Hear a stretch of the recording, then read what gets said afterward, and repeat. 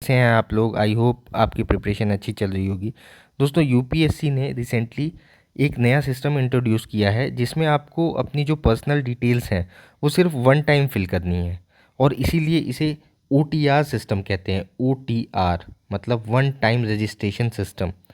Basically इसको introduce करने का यूपीएससी का जो मोटो था वो यही था कि जो ट्रैफिक है, जो स्टूडेंट्स का जो टाइम लगता है अपना फॉर्म भरने में, वो रिड्यूस अगर हम कर दें तो जो ट्रैफिक है वेबसाइट पे इन अ सर्टेन मोमेंट वो कम हो जाएगा। तो आइए देख लेते हैं कि जो ये वन टाइम रजिस्ट्रेशन सिस्टम है इसे कैसे करना है। इसमें बेसिकली फ़र्स्ट टाइम आपको रजिस्ट्रेशन करना है, फिर लॉगिन करना है, और फिर उसे वेरिफिकेशन करना है, और फिर खुलेगा आपका डैशबोर्ड। दोस्तों, ये सिस्टम जो है वन टाइम रजिस्ट्रेशन सिस्टम ये रिसेंटली इंट्रोड्यूस हुआ है। तो इसलिए जो भी कैंडिडेट इस सिस्टम में जो भी यूपीएससी का फॉर्म भरना चाहेगा उसे इसको रजिस्टर करना ही पड़ेगा। रजिस्टर करने के लिए आपको सबसे पहले यूपीएससी गूगल पे यूपीएससी ऑनलाइन टाइप करना है। जैसे ही आप यूपीएससी ऑनलाइन टाइप करेंगे तो जो यूपीएससी संघ लोक सेवा आयोग का जो मेन पेज है वो ओपन हो जाएगा, और वहाँ सबसे ऊपर ही लिखा होगा ओटीआर वन टाइम रजिस्ट्रेशन। आप जैसे ही इस लिंक को क्लिक करेंगे आप रीडायरेक्ट हो जाएंगे इस पेज पे, आपके सामने ये वाला पेज ओपन हो जाएगा। दोस्तों, जैसा कि आप सब लोग जानते हैं कि ये नया सिस्टम है और जो भी कैंडिडेट है वो फर्स्ट टाइम ही इंट्रोड्यूस हो रहा है। तो सबसे पहले आपको रजिस्ट्रेशन करना है इसमें, और इसके लिए आपको क्लिक करना होगा न्यू रजिस्ट्रेशन पे। इस पॉइंट पे आपको क्लिक करना होगा। जैसे ही आप न्यू रजिस्ट्रेशन पे क्लिक करते हैं आपके सामने एक नई पेज ओपन हो जाएगी जिसमें आपकी कुछ बेसिक डिटेल्स की इन्फॉर्मेशन पूछा जाएगा। जैसे आपका नाम, उस नाम को वेरीफाई करेंगे आप। फिर फुल नेम, आपका जेंडर जो भी मेल फीमेल है उस जेंडर को भी आप वेरीफाई करेंगे।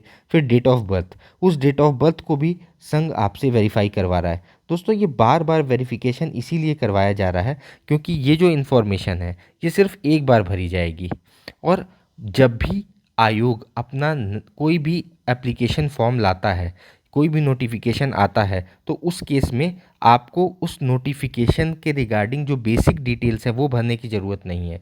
अगर उस पोस्ट के लिए आपको कोई डिटेल्स एक्स्ट्रा इन्फॉर्मेशन मांग रहा है, आपको सिर्फ वही भरने की ज़रूरत है। बाकी सारी बेसिक डिटेल्स सेम होंगी, उसको आपको बार बार नहीं भरना है, ये ऑटोमेटिक सेव रहेंगी। तो आपको अपना डेट ऑफ बर्थ वेरीफाई करना है, फादर नेम मदर नेम आपको भरना है। इसके बाद आप भरेंगे मोबाइल नंबर। दोस्तों, ये वाला जो मोबाइल नंबर होगा ये ऐसा मोबाइल नंबर होना चाहिए जो हमेशा एक्टिव मोबाइल नंबर हो, क्योंकि जो भी ओटीपी आएगा, जो भी संघ के द्वारा, जो आयोग है उसके द्वारा जो भी आपको इन्फॉर्मेशन दी जाएगी वो इसी मोबाइल नंबर पे दिया जाएगा। अगर कोई अल्टरनेट मोबाइल नंबर है तो दे सकते हैं, वरना रहने दीजिए।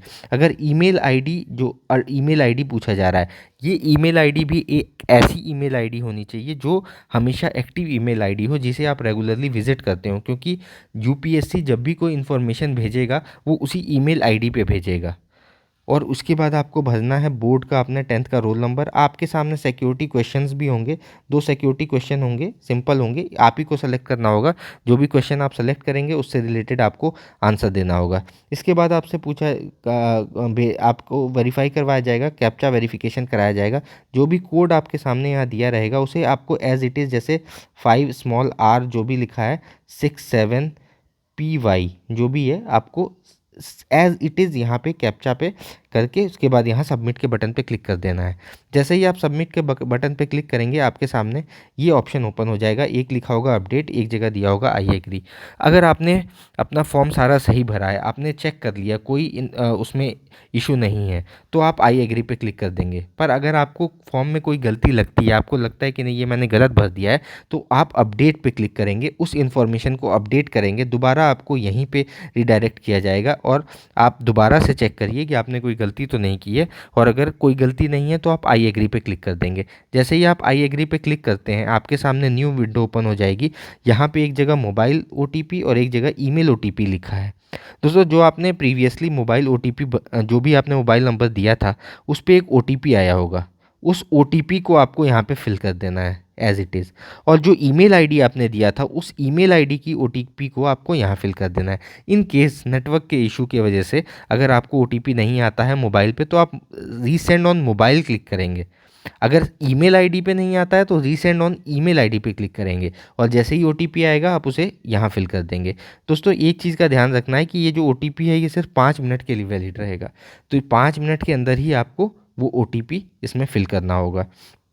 जैसे ही आप फिल करके उसे सबमिट करेंगे आपका नया विंडो ओपन हो जाएगा जहां आपसे न्यू पासवर्ड मांग रहा होगा। जो आप पासवर्ड यहाँ भरेंगे as it is same password आपको यहाँ पे भरना होगा, क्योंकि वही पासवर्ड ये कंफर्म करेगा। दोस्तों एक चीज़ का इसमें ध्यान रखना है कि जो पासवर्ड है वो मिनिमम 8 कैरेक्टर का होना चाहिए, एटलीस्ट एक अपर केस लेटर होना चाहिए। मतलब अगर आई है तो एक आई का जो लेटर है वो कैपिटल होना चाहिए, अगर एल लिख रहे हैं तो एक लेटर एल कैपिटल होना चाहिए, at least one lower case letter होना चाहिए। मतलब आई लिख रहे हैं तो आई, स्मॉल एल लिख रहे हैं तो स्मॉल एल, कोई एक स्मॉल तो होना ही चाहिए, उससे ज़्यादा भी हो सकते हैं, वो कोई इशू नहीं है। एटलीस्ट वन न्यूमेरिक डिजिट, मतलब 1 2 3, एटलीस्ट कोई एक तो होना ही चाहिए, ज़्यादा भी हो सकता है।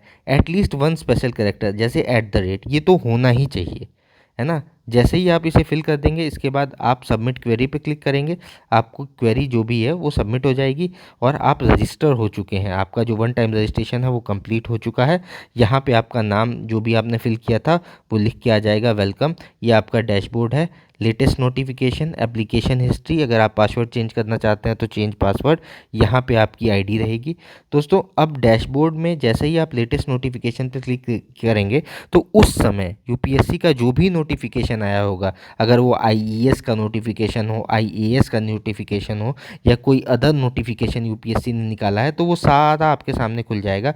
उसकी जो भी डिटेल्स होंगी वो आपको एक जगह पे दिखेंगी। आपने जितने भी यूपीएससी के फॉर्म भरे हैं उसकी सारी हिस्ट्री, मतलब जितने भी भरे हैं वो सारे आपको दिखेंगे। अगर आपने आईएएस का भरा, आईएएस का, एनडीए का भरा, एनडीए का, यूपीएससी का भरा, यूपीएससी का, वो सारे एप्लीकेशन फॉर्म और उसकी डिटेल आपको यहाँ शो करेगी। अगर आपको पासवर्ड चेंज करना है तो आप चेंज कर सकते हैं, और अगर आप डैशबोर्ड पे जाना चाहते हैं तो आप डैशबोर्ड पे क्लिक कर दीजिए। यही बेसिक प्रोसीजर है वन टाइम रजिस्ट्रेशन का। इसमें आपको एक बार रजिस्ट्रेशन करना है और उसके बाद जब भी आपका कोई भी नोटिफिकेशन आएगा आप उस पर क्लिक करेंगे और वहीं से अप्लाई कर देंगे। इसका बेसिकली यूज़ ये होगा कि जो ट्रैफिक है वेबसाइट का वो कम हो जाएगा और सारी जो इन्फॉर्मेशन है वो एक जगह पे सेव रहेंगी सिस्टमेटिकली। आई होप ये इन्फॉर्मेशन आपको पसंद आई होगी और आपको समझ आया होगा। अगर OTR वन टाइम रजिस्ट्रेशन से रिलेटेड आपका कोई भी क्वेरी है तो आप कमेंट में इसको डाल सकते हैं, मैं आपको रिप्लाई दूंगा। Thank you so much.